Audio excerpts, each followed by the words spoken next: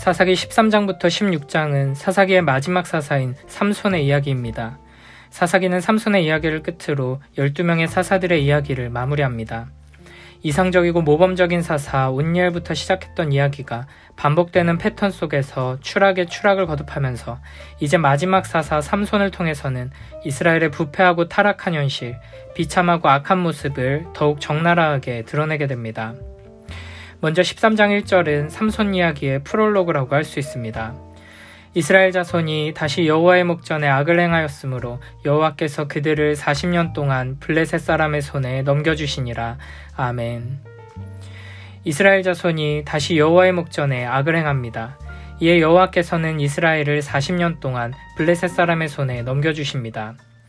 사사기의 앞부분에서는 이스라엘이 악을 행함으로 이방에 의해 고통을 당할 때 이스라엘이 부르짖으면 하나님께서 사사를 세우셔서 40년, 80년 동안의 긴 평화를 허락해 주셨습니다. 그러나 이제 사사 이야기의 마지막 부분에 와서는 평화의 시기가 현저하게 줄어들고 압제와 고통의 시간이 점점 더 늘어나는 것을 볼 수 있습니다. 바로 앞 입다의 이야기에서도 하나님께서 입다를 통해 이스라엘에게 승리를 주셨지만 입다와 이스라엘의 우상숭배적인 왜곡된 신앙과 하나님에 대한 무지로 인해 딸을 불태워 죽이는 끔찍한 일을 행하면서 온 이스라엘이 애곡으로 가득 차게 되었습니다. 그리고 승리 이후에 발생한 에브라임과의 전쟁으로 인해 평화를 누리지 못하게 되었습니다. 이렇게 사사 입다의 이야기가 감사와 평화로 마무리되지 못했던 가장 큰 원인은 이스라엘이 암몬의 위협 앞에서 여호와 하나님을 의지하지도 하나님께 부르짖지도 않고 스스로 판단하고 결정을 내려 입다를 세웠기 때문입니다. 그들은 하나님께서 보내주시는 사사를 기다리지 않고 스스로 사사를 찾아 세웠습니다. 그런데 이제 삼손의 이야기를 시작하면서 이스라엘은 거기서 한 걸음 더 깊은 타락으로 전진합니다. 40년 동안 블레셋 사람의 손에 있으면서도 하나님께 부르짖지도 않고 구원자를 찾지도 않은 것입니다. 이는 이스라엘이 블레셋의 통치를 자연스럽게 받아들이고 있음을 나타냅니다. 그들은 이제 하나님의 백성다운 모습을 완전히 잃어버리고 이방 민족들과 동일한 모습으로 우상숭배적인 삶에 완전히 동화되어 살아가게 된 것입니다. 우리는 이런 이스라엘의 모습을 보며 우리에게도 죄악된 세상에 동화되어 악한 것을 두려워하지도 불편해하지도 않고 자연스럽게 받아들이며 살아가고 있지는 않은지 스스로를 돌아봐야 할 것입니다.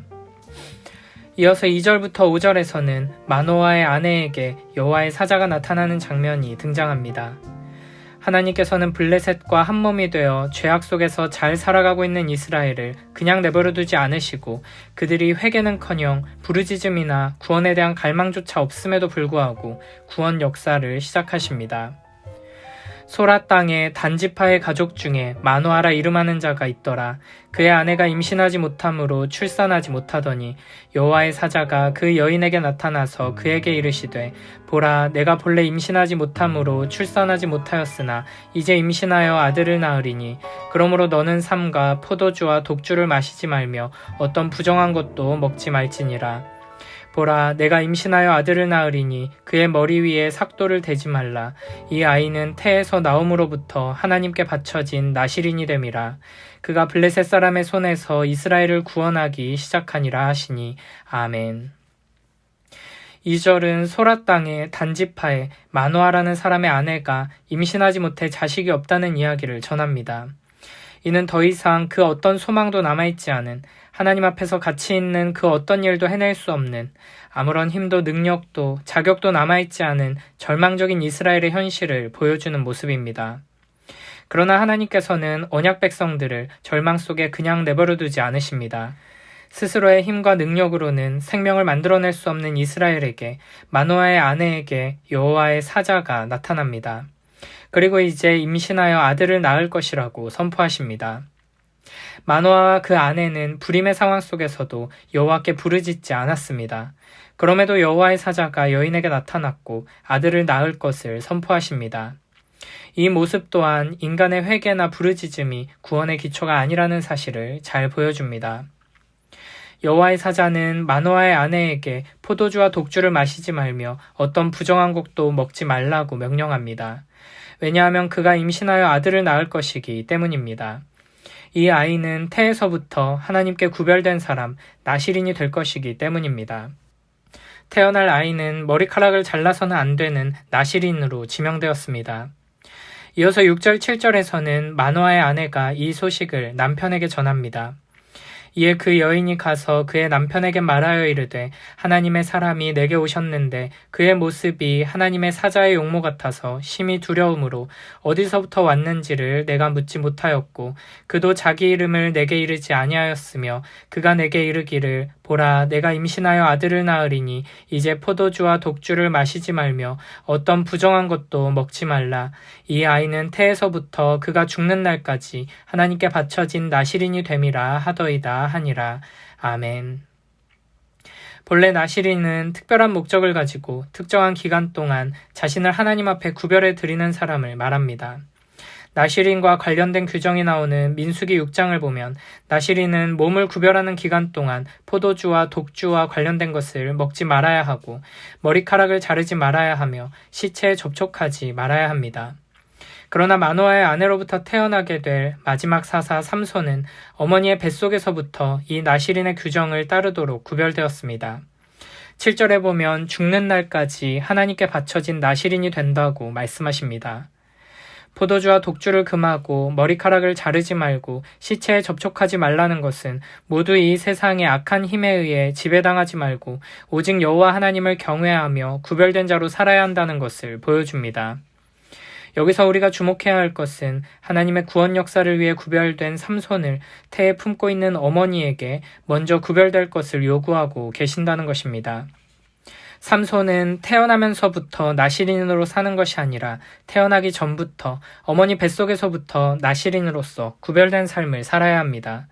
그러므로 삼손을 태에 품은 어머니 또한 구별된 삶을 살도록 명령하시는 것입니다. 하나님께서는 하나님의 백성들을 위한 은혜로운 구원의 역사를 주권적으로 베풀어 주십니다. 그리고 이 일을 위해 우리는 거룩한 자리로 부름받고 있습니다. 지금 우리가 서 있는 이 자리에서 이 세상과 구별된 거룩한 하나님의 백성으로 설 때 우리를 통해 그리고 우리의 태 안에서 자라고 있는 이 다음 세대들을 통해 여호와 하나님의 거룩하고 아름다운 일들이 실현되게 되는 것입니다. 이어서 8절부터 14절에서는 아내를 통해 이야기를 전해들은 마노아의 반응이 등장합니다. 마노아가 여호와께 기도하여 이르되 주여 구하옵나니 주께서 보내셨던 하나님의 사람을 우리에게 다시 오게 하사 우리가 그 낳을 아이에게 어떻게 행할지를 우리에게 가르치게 하소서 하니 하나님이 마노아의 목소리를 들으시니라.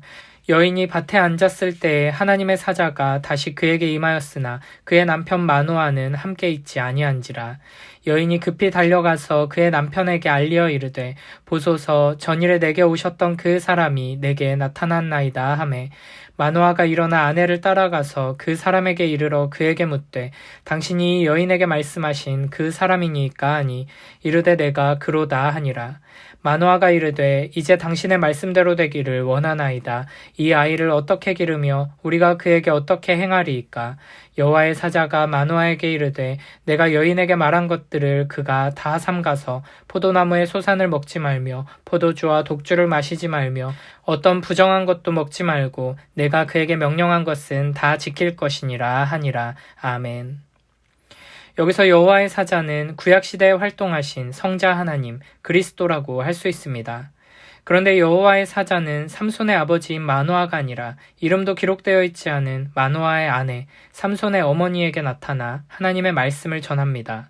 그리고 마노아는 아내의 말을 믿지 못하고 하나님께 하나님의 사람을 다시 우리에게 오게 해달라고 기도합니다. 그러자 하나님께서는 여호와의 사자를 다시 보내시지만 남편 마노아가 없을 때 여인에게 사자를 보내십니다. 마노아는 이 놀라운 소식에 대해 자신이 주도권을 쥐려고 하는 모습을 보여줍니다. 계속해서 우리에게 오게 하소서, 우리에게 가르치소서, 우리가 어떻게 행하리이까 라고 하며 아내에게 선포된 말씀을 자기 자신도 포함해 우리의 것으로 여기며 질문합니다.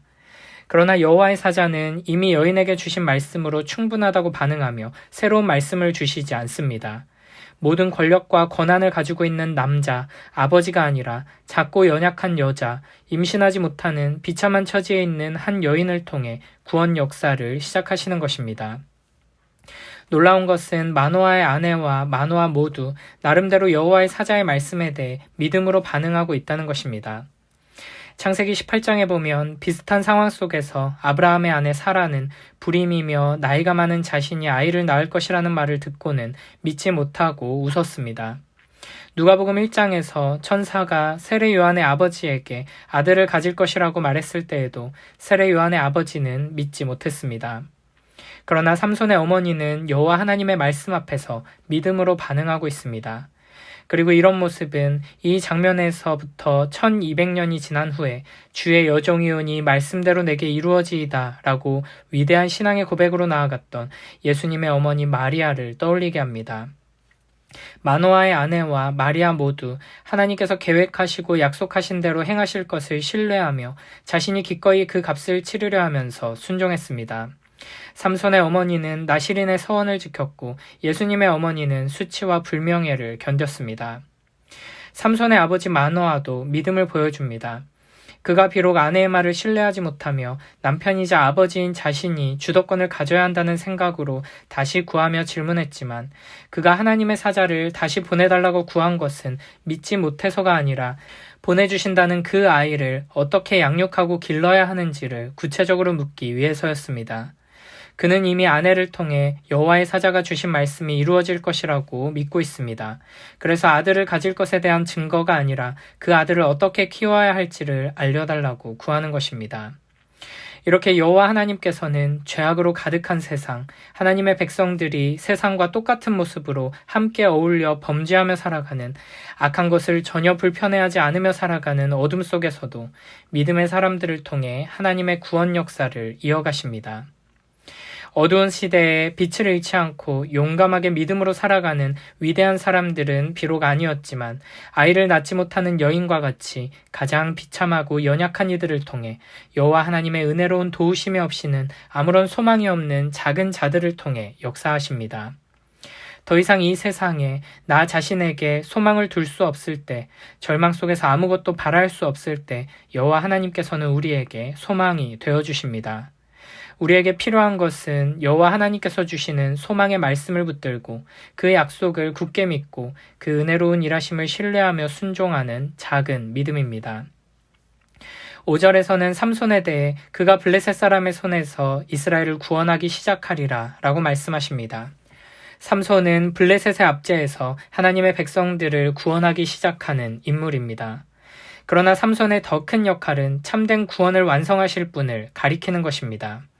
블레셋에 대한 참된 승리가 시작되었음을 보여주는 삼손은 장차 블레셋에 대한 완전한 승리를 이루게 될 이스라엘의 왕 사무엘을 통해 기름 부음 받은 하나님의 왕 다윗을 가리킵니다.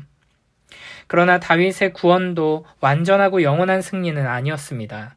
다윗이 블레셋에 대해서는 완전히 승리했을지 몰라도 이 땅에는 여전히 다른 많은 대적들이 남아있었고 무엇보다 하나님의 백성들의 마음의 죄뿐 아니라 자기 자신의 마음속에 있는 죄에 대해서도 다윗은 승리하지 못했기 때문입니다. 그래서 하나님께서는 삼손과 다윗을 통해 우리의 참된 사사이시며 우리의 영원한 왕이신 우리 주 예수 그리스도를 바라보게 하십니다. 동정녀 마리아에게서 나신 분, 참 하나님이시며 참 사람으로 오신 그리스도, 영원히 거룩하신 우리 주 예수 그리스도께서 이루신 구원만이 참되고 영원한 구원입니다. 마태복음 1장 21절에서는 예수 그리스도를 향해 그가 자기 백성을 그들의 죄에서 구원할 것이다 라고 선포합니다. 천사의 예언대로 예수 그리스도께서 십자가에 달려 죽으시고 부활하심으로 우리는 완전한 승리를 얻게 되었고 참된 구원의 은혜 안에서 영원한 생명과 평안, 기쁨과 만족을 누릴 수 있게 되었습니다. 하나님께서는 삼손을 통해 다윗을 보게 하시며 다윗을 넘어 참된 구원자 예수 그리스도를 바라보게 하십니다. 절망 가운데 있는 우리의 유일한 소망이 되시며 생명이 되시는 예수 그리스도를 바라보며 하나님께서 우리의 삶을 통해 행하시는 일, 그 아름다운 약속의 말씀을 굳게 붙들고 참된 믿음으로 순종하며 나아가는 복된 우리 모두가 되길 축복합니다.